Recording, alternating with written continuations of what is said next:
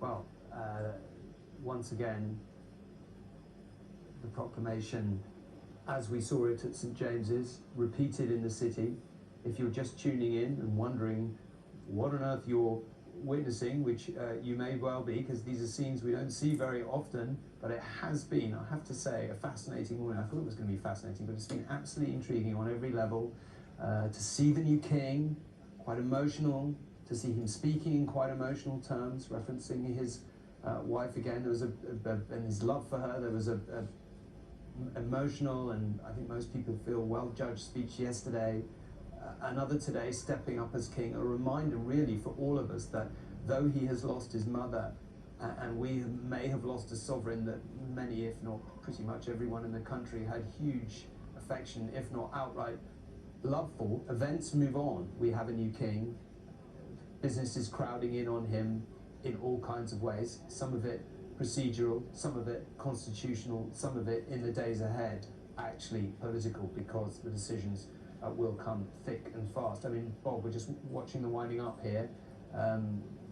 You know, this is a ceremony we've talked about its origins, going right back to the Civil War and so forth. But perhaps for anyone just tuning in for the first time, let's just recap one more time what the significance of this is. Yes, this is the occasion where the proclamation, which has been first declared at the Friary Court in St James's Palace, the party moves, led by the Garter King of Arms, to the city, and this is the occasion outside the Royal Exchange, where, as it were, the palace meets the city.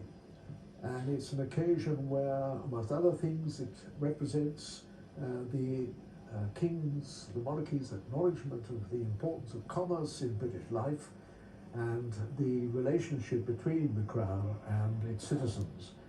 Of course, nowadays this ceremony will be repeated in slightly different form in the provincial capitals, where it wasn't formally done, but they are ceremonies of the same character, if with different kinds of level of ceremony, representing the way in which the population at large is admitted to the system whereby they acknowledge the accession of the new king and give their support.